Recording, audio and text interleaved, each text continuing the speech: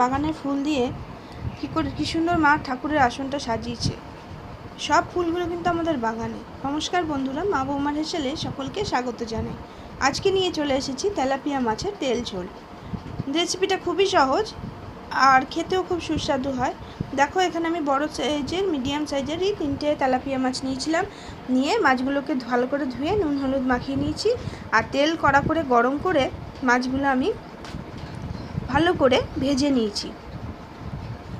আর মাছটা খুব কড়া করে আমি ভাজিনি, আর কারণ কি বেশি কড়া ভাজলে না মাছ আমার মনে হয় স্বাদটা থাকে না। মাছের যে একটা নিজস্ব একটা স্বাদ আছে, সেই স্বাদটা থাকে না। সেই জন্য মাছ খুব হালকা করেই ভাজতে হয়। তেলাপিয়া মাছ তোমরা কে কে ভালোবাসো অবশ্যই কমেন্ট করে জানিও। তেলাপিয়া মাছ কিন্তু খেতে খুব ভালো লাগে, সর্ষে দিয়ে ঝালটাও খেতে খুব সুন্দর হয়, মানে খুব সুস্বাদু হয়। ওই রেসিপিটাও আবার আরেকদিন শেয়ার করব।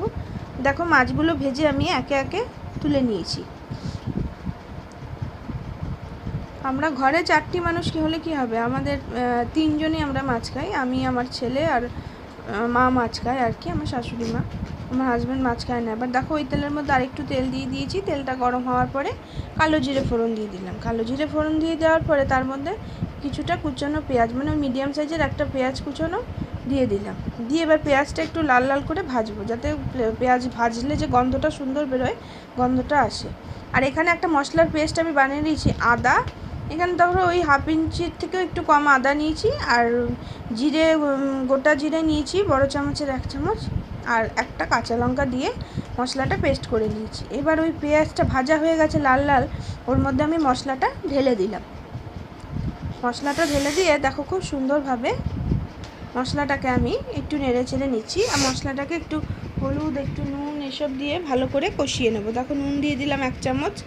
এরপরে এর মধ্যে 1 চামচ হলুদ দিয়ে দেবো। খুব বড় চামচের নয়, মিডিয়াম সাইজের চামচের দেখো 1 চামচ হলুদ দিয়ে দিলাম। হলুদ বেশি দিলে গন্ধটা ঠিক ভাল লাগে না। দিয়ে দিলাম। দিয়ে এবার খুব সুন্দরভাবে মশলাটাকে একটু ভালো করে, মানে হলুদ আর নুনটার সাথে কষিয়ে নিচ্ছি। আর একদম সামান্য একটু লঙ্কার গুঁড়ো দিলাম, যেহেতু ছেলে খাবে, ছেলে ঝাল একদম খায় না, সেই জন্য একদমই সামান্য লঙ্কার গুঁড়ো দিয়েছি, খুব বেশি না, যাতে একটু কালার হবে সেই জন্য। দিয়ে এবার খুব ভালো করে আমি মশলাটা নেড়ে চেড়ে নিচ্ছি। আর মিক্সির বাটিটা ধুয়ে একটু জল দিয়ে দিলাম। দিয়ে মশলাটাকে ভালো করে এবার কষাবো। মশলা যত ভালো করে কষানো হবে, তত কিন্তু মানে মাছের ঝোল বলো, যে কোনো রান্নার স্বাদ তত সুন্দর হয়। দেখো, গ্যাস একদম সিম করে মশলাটাকে খুব সুন্দরভাবে কষিয়ে নিচ্ছি। মশলাটা কষাতে একটু সময় লাগছে। দেখো, আস্তে আস্তে মশলা থেকে কিন্তু তেল ছাড়তেও শুরু করে দিয়েছে। মশলাটা কষিয়ে নিয়েছি। এরপরে আমি এর মধ্যে 2-3টে গোটা কাঁচা লঙ্কা দিয়ে দেবো। যেহেতু খুব বেশি ঝাল দিইনি, সেই জন্য কাঁচা লঙ্কা দিয়ে দিলাম, যাতে ভাতের মধ্যে একটু ডলে খেতে আরও টেস্টি লাগবে। দিয়ে এবার অল্প একটু জল দিয়ে দিলাম। মশলাটা যেহেতু কষানো হয়ে গেছে, ছোটো বাটির 1 বাটি একটু জল দিয়ে দিলাম। খুব বেশি জল এটা দেবো না, কারণ কি এটা খুব হবে না, একটু মানে কি বলবো, মাখো মাখো ব্যাপারটা হবে। আর খেতে খুব সুস্বাদু হয়। রেসিপি কেমন লাগলো অবশ্যই কিন্তু সবাই কমেন্ট করে জানাবে। আর যারা আমার পুরনো বন্ধু আছো, তারা অবশ্যই সবসময় আমার পাশে থেকো। আর যারা নতুন বন্ধু আছো, তাদেরকেও আমি অনেক ধন্যবাদ জানাই। তারা আমাকে সাপোর্ট করার জন্য, আমার পাশে থাকার জন্য। আর আমি চাইবো এইভাবেই তোমরা সবসময় আমার পাশে থাকো, আমি যাতে এগিয়ে যেতে পারি।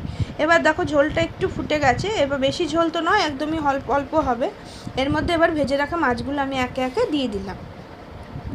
মাছগুলো একে একে দিয়ে এবার এপিট ওপিট একটু উল্টে দিলাম। আর ঢাকা দিয়ে দেবো। দেখো, এবার আস্তে আস্তে দেখো, অল্প অল্প ঝোলও আছে, আবার একটু মানে সেই কী বলবো, একটু তেল ভাবটাও রয়েছে, সেই জন্যই নামটা দিলাম তেল ঝোল। দেখো কি সুন্দর লাগছে দেখতে, আর খেতেও কিন্তু খুব সুস্বাদু হয়েছিল। দুপুরবেলা দেখো, গরম ভাতের সাথে যদি এইরকম একটা রেসিপি থাকে, তাও আবার তেলাপিয়া মাছের, তো কথাই হবে না। আর আমাদের বাঙালিরা যেহেতু মানে কি বলবো, মাছ ছাড়া ভাত খেতেই পারি না, তাই আমাদের কিন্তু মানে মাছ দুপুরবেলা ভাতের সাথে চাই। রেসিপিটা কেমন লাগলো অবশ্যই সবাই কমেন্ট করে জানিও। ভালো লাগলে আমার চ্যানেলটিকে লাইক, শেয়ার, সাবস্ক্রাইব করতে ভুলো না। আর পাশে থাকা বেল আইকনটা অবশ্যই প্রেস করো অন্যান্য রেসিপির আপডেট পাওয়ার জন্য। আজকের